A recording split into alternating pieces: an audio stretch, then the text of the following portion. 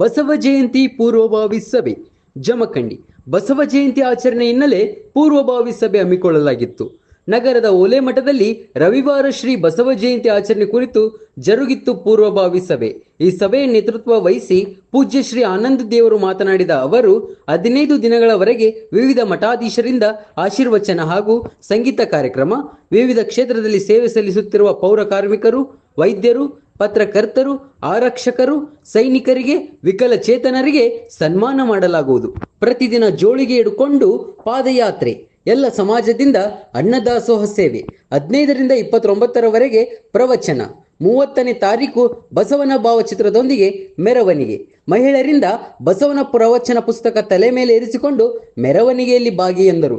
ದಿವ್ಯ ಸಾನ್ನಿಧ್ಯ ಶಿವಲಿಂಗ ಪಂಡಿತಾರಾಧ್ಯ ಶಿವಾಚಾರ್ಯ ಮಹಾಸ್ವಾಮಿಗಳು ಮುತ್ತಿನಕಂತಿ ಹಾಗೂ ಪೂಜ್ಯ ಶ್ರೀ ವಿಶ್ವನಾಥ ದೇವರು ಹೂವಿನ ಇಪ್ಪರಗಿ, ಅರುಣ್ ಕುಮಾರ್ ಶಹಾ, ಆಕೆ ತುಪ್ಪದ್, ಫಕೀರ್ ಸಾಬ್ ಬಾಗ್ವಾನ್, ಈಶ್ವರ್ ವಾಳೆನ್ನವರ್, ಮಲ್ಲಿಕಾರ್ಜುನ್ ಹೂಗಿ, ಕಿರಣ್ ಪಿಸಾಳ್, ಸಿದ್ದು ಮೀಸಿ, GS ನ್ಯಾಮ್ಗೋಡ್, ಪ್ರದೀಪ್ ಮೆಟ್ಗುಡ್ ಮತ್ತಿತರರು ಮುಖಂಡರು ಭಾಗವಹಿಸಿದ್ದರು. ರಾಜು ಪೋತ್ರಾಜ್ ಸಾರಥ್ಯದಲ್ಲಿ RP ನ್ಯೂಸ್. ಬಂದಂತ ಭಕ್ತಾದಿಗಳಿಗೆ ಆರಾಮ್ ಪ್ರವಚನಕ್ಕೆ ಆರಾಮ್ ಪ್ರಸಾದ ಮಾಡ್ಕೊಂಡು ಹೋಗ್ಬೇಕು.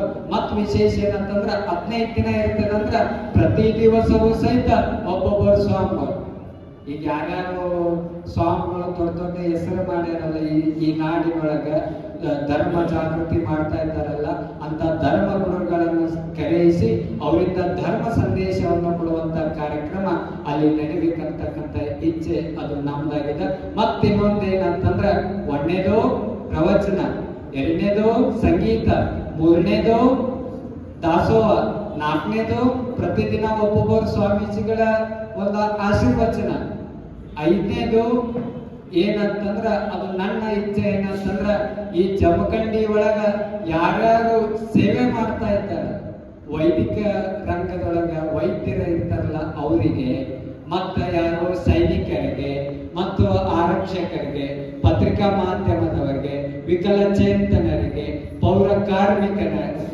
ಕಾರ್ಮಿಕರಿಗೆ, ಈ ಎಲ್ಲ ಸ್ವಚ್ಛ ಮಾಡುವಂತ ಪೌರ ಕಾರ್ಮಿಕರನ್ನು ಹಿಡ್ಕೊಂಡ ಯಾರ್ಯಾರು ದೊಡ್ಡ ಹುದ್ದೆ ಒಳಗೆ ಸೇವಾ ಮಾಡ್ತಾ ಇದ್ದಾರಲ್ಲ ಅವರು ಕೂಡ ಈ ಮಠದಿಂದ ಗೌರವ ಸನ್ಮಾನ ಮಾಡ್ಬೇಕಂತಕ್ಕಂಥ ಇಚ್ಛೆ ಅದು ನಮ್ದಾಗಿದೆ.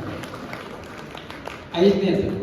6ನೇದು ಏನಂತಂದ್ರ ಸಂಚಿಕೆ ಪ್ರವಚನ ಕಾರ್ಯಕ್ರಮ ಆಯ್ತು. ಬೆಳಗ್ಗೆ ಏನು ಮಾಡೋದಂತಂದ್ರ ಪ್ರತಿ ವಾರ್ಡ್ ಪಾದಯಾತ್ರೆ, ಬೆಳಗ್ಗೆ ಸರಿಯಾದ ಸಮಯ 5:30, 6 ಗಂಟೆಗೆ ಆ ವಾರ್ಡ್ ಪಾದಯಾತ್ರೆ ಸ್ಟಾರ್ಟ್ ಮಾಡೋದು. ಈ ಜಮಖಂಡಿ ಒಳಗೆ ಎಷ್ಟು ಅದಾವಲ್ಲ ಉಷ್ಟು ವಾರ್ಡ್ ಪಾದಯಾತ್ರೆ ಮಾಡೋದು, ಜೋಳಿಗೆ ಹಿಡ್ಕೊಂಡು ಪಾದಯಾತ್ರೆ ಮಾಡೋದು.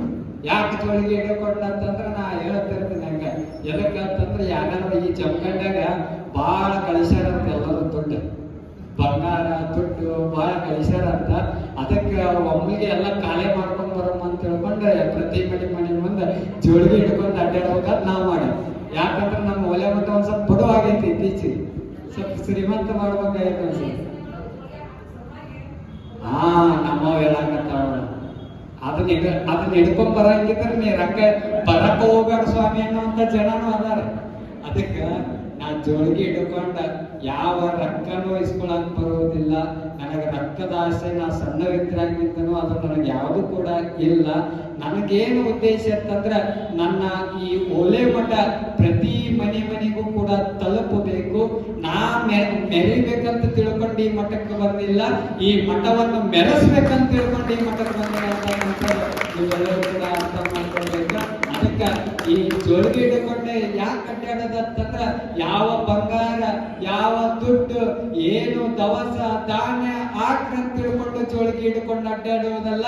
ಯಾರು ಈ ಜಮಖಂಡಿ ಒಳಗ ಯಾರು ದುಶ್ಚಟ ಮಾಡಕತ್ತಾರಲ್ಲ, ಯಾರು ದುಶ್ಚಟ ಮಾಡಿ ತಮ್ಮ ಜೀವನವನ್ನು ಹಾಳು ಮಾಡ್ಕೊಳಕತ್ತಾರಲ್ಲ ಅವರಿಂದ ದುಶ್ಚಟ ಬಿಡಿಸೋಸ್ಕರ ಆ ಜೋಳಿಗೆ ಹಿಡ್ಕೊಂಡು ಪ್ರತಿ ವಾರ ಪಾದಯಾತ್ರೆ ಮಾಡ್ಬೇಕಂತಕ್ಕಂಥದ್ದು ಅದು ನಮ್ಮ ಇಚ್ಛೆ ಆಗಿದೆ. ಇದನ್ನ ಮಾಡೋಣ್ರಿ ಅಜ್ಜಾರ, ನಿಮ್ ಜೊತೆ ನಾವು ಬರ್ತೀವಂತ ಜೋರು ಚಪ್ಪಾಳೆ ತಟ್ರಿ ನೋಡೋಣ. ಈ ಚಪ್ಪಾಳೆ ತಟ್ಟೋರು ಎಲ್ಲರೂ ಕೂಡ ಬರಬೇಕು. ಇದು ಒಳ್ಳೆ ಒಳ್ಳೆ ವಿಚಾರಗಳನ್ನು ನಾವು ಇಟ್ಟುಕೊಂಡಾಗ ಯಾವುದೋ ಸ್ವಾರ್ಥಕ್ಕೋಸ್ಕರ ನಾವು ಇಟ್ಟುಕೊಂಡಿಲ್ಲ.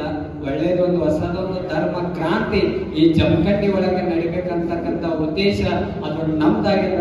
ಮೊದಲಿನಿಂದ ನೀವು ನೋಡಾರಿ ಈ ಇತಿಹಾಸ ಒಲೆ ಮಠದ ಇತಿಹಾಸದೊಳಗ ಬಸವಪುರ ನಡೆದ್ರ ಆ ಇತಿಹಾಸ ದಾಖಲೆಯನ್ನು ಇನ್ನು ಯಾರಿಗೂ ಕೂಡ ಮರೆಯಕ್ಕಾಗಿಲ್ಲ ಅಂತ ಕಾರ್ಯಕ್ರಮ ಈ ಓಲೆ ಮಠದಿಂದ ನಡೆದದ. ನೀವೆಲ್ಲರೂ ಕೂಡ ಸಣ್ಣವ್ರು ಇರ್ತಾಗ್ಲಿಂತಲೂ ಸಹಿತ ನೋಡ್ತಾ ಇದ್ದೀರಿ ಅಂತಕ್ಕಂಥದ್ದು ನೀವೆಲ್ಲರೂ ಕೂಡ ಅರ್ಥ ಮಾಡ್ಕೊಳ್ಬೇಕು.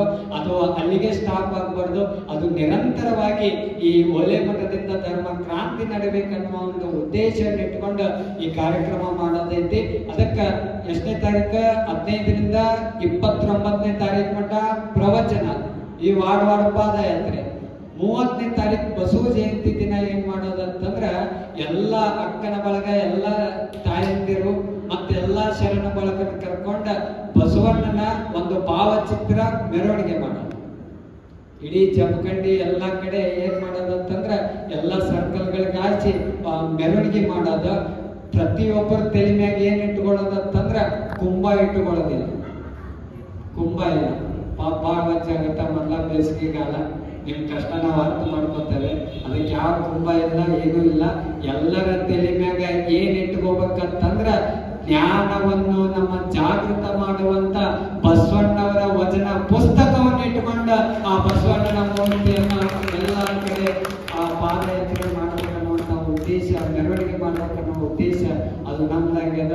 ಮತ್ತ ಇದು ಬೆಳಗ್ಗೆ ಆಯ್ತು, ಸಾಯಂಕಾಲ ಏನ್ ಮಾಡೋದಂತಂದ್ರ ಆ ಮೆರವಣಿಗೆ ಮುಗಿಸ್ಕೊಂಡು ಬಂದ ಮಧ್ಯಾಹ್ನ ಅದು ಮುಗಿರ್ತದ. ಮಧ್ಯಾಹ್ನ ಮುಗಿದ ಮೇಲೆ ಮತ್ತೆಲ್ಲರೂ ಪ್ರಸಾದ ಮಾಡಿ ಸಾಯಂಕಾಲ ಏನ್ ಮಾಡೋದಂತಂದ್ರೆ ಎಲ್ಲ ಹಳ್ಳಿಯಿಂದ ಭಕ್ತರು ಬರ್ತಾರೆ. ನಮ್ಮ ಕಂಕನವಾಡಿ ಭಕ್ತರು ಹಗ್ಗ ತಗೊಂಡ್ಬರ್ತಾರ ಅವರೂರಿಂದ, ನಮ್ಮ ಕಡ್ಕೊಳದ ಭಕ್ತರು ಕಳಸ ತಗೊಂಡು ಬರ್ತಾರ. ನಮ್ಮ ಹಾವೇರಿ ಜಿಲ್ಲಾ ಚಿಕ್ಕಾವ್ ತಾಲೂಕು ನಮ್ಮ ಶಾಖಾ ಮಠ ಹುಲುಗೂರಿನ ಭಕ್ತರು ಏನ್ ತರ್ತಾರಂದ್ರ ಬಸವಣ್ಣವರ ಮೂರ್ತಿ ತಗೊಂಡು ಬರ್ತಾರ ದೇವಿನೊಳಗೆ ಇಡಾಕ.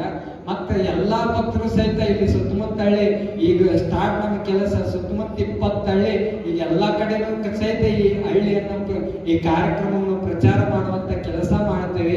ಸುತ್ತಮುತ್ತ 25-30 ಹಳ್ಳಿ ಜನ ಆ ಲಾಸ್ಟ್ ರಥೋತ್ಸವಕ್ಕೆ ಬರ್ಬೇಕನ್ನತಕ್ಕಂಥ ಉದ್ದೇಶ ಇಟ್ಕೊಂಡು ಅದನ್ನು ಪ್ರಚಾರ ಮಾಡುವಂತ ಕೆಲಸ ಪ್ರತಿ ಹಳ್ಳಿಗೆ ಹೋಗಿ ಅದನ್ನ ನಾನಾ ಮಾಡುವಂತ ಕೆಲಸವನ್ನು ನಾನು ಮಾಡ್ತೇನೆ. ಆವಾಗ ರಥೋತ್ಸವಕ್ಕೆ ಎಲ್ಲಾ ಸುತ್ತಮುತ್ತಿನ ಹಳ್ಳಿ ಜನ ಆ ರಥೋತ್ಸವಕ್ಕೆ ಬರ್ತಾರೆ. ಅದನ್ನ ಲಾಸ್ಟ್ ಆ ರಥೋತ್ಸವ ಮಾಡಿ ಕಾರ್ಯಕ್ರಮ ಮುಕ್ತಾಯ ಮಾಡಿಬಿಡೋದು. ಇಷ್ಟು ಈ ಕಾರ್ಯಕ್ರಮದ ಒಂದು ರೂಪರೇಷವನ್ನು ನಿಮ್ಮೆಲ್ಲರಿಗೂ ಸಹಿತ